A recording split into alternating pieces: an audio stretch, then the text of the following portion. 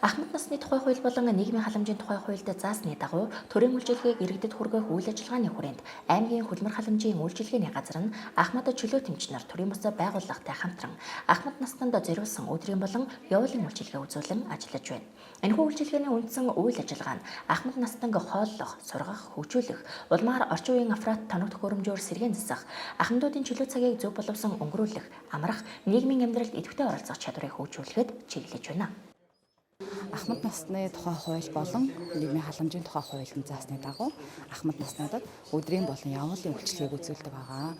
За тухайн энэ үйлчилгээг маань хөдөлмөр халамж үйлчилгээний ерөнхий газраас тусгай зөвшөөрөл ирэх авсан төрийн бас байгууллагаар гэрээлэн гүйцэтгүүлдэг байгаа. За тэгээд энэ үйл ажиллагааг сүүлийн 4 жил одоо өдрийн үйлчилгээг явуулж байгаа.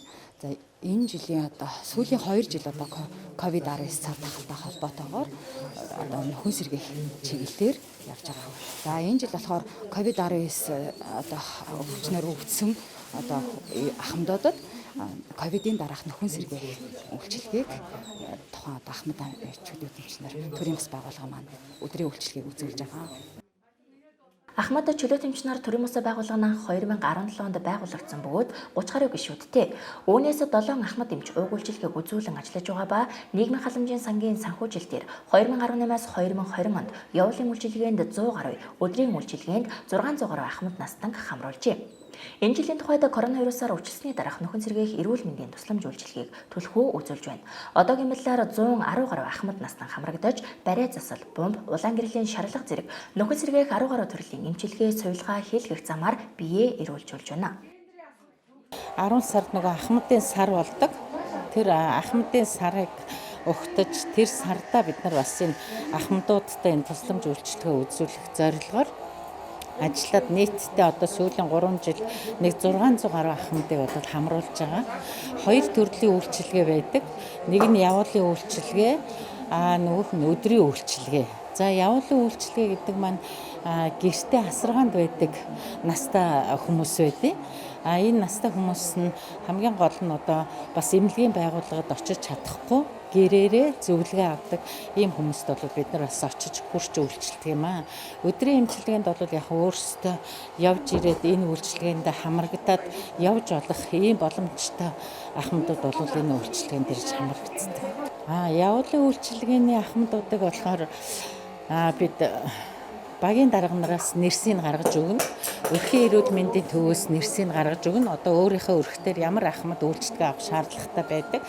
Тэр нэрсийн дагуу очиж бид нар үйлчилнэ. Энэ жилийн тухайд бол нөгөө коронавирустай холбоотойгоор бид бас энэ үйлчилгээг үзүүлэхэд нэлээд хүндрэлтэй байна л да. Гэхдээ хөдөлмөр халамж үйлчилгээний газрын мэрэгжилтэн бас нөгөө багийн дарга нарын өгсөн нэрсийн дагуу за ийм эмчнэр очиж үйлчлэх гэж байна. Танах хүлээж авах боломжтой байна уу гэд зөвшөөрлийг авсны дагуу бид нар энэ жил очиж үйлчилсэн. Өдрийн эмчилгээнд болохоор нөгөө өөрсдөө ирэх боломжтой учраас тэгээ багийн дарга нар болохоор бас нэрийг өгнө. Үгүй бол өөрсдөө бие биенээсээ сонсоод хамт хурц ирээл үйлчлүүлчихдэг. Ингээд ирээд үйлчлүүлэх боломжтой хүмүүст 10 гаруй нэр төрлийн нөхөн сэргээх аппаратаар бид нар үйлчлэгээ үзүүлэхээс гадна зөв хоолтын талаар тэгээд эмийн одоо зохистой хэрэглээний талаар өөр одоо тухайн ямар өвчтэй хүн бэ? Тэрэнд нь зориулсан хоолны зөвлөгөө өгнө, сэтгэл зүйн зөвлөгөө өгнө. Тэгэл дотрын мэдрэлийн эмэгтэйчүүдийн эмчийн одоо үзлэгээр тухайн одоо өвчтөнд ямар одоо эмчийн шаардлага юу вэ? Тэрнийхэн дагуу зөвлөгөө өгнө. Коронавирусын халдвартай холбогдуулан нэг ээлжиндээ 5 ахмад настан авч 5-аас 10 хоногийн эмчилгээнд хамруулж байна. Үйл ажиллагааны хүрээнд дархлаа дэмжих витамин D3, витамин C, гар ариутгагч, уус мал, маск, вакус зэрэг эрүүл мэндийн багцыг өгч байгаа юм. Уг үйлчилгээнд эмэгтэй 55, эрэгтэй 60 болон түүнээс дээш насны ахмадууд хамрагдах боломжтой.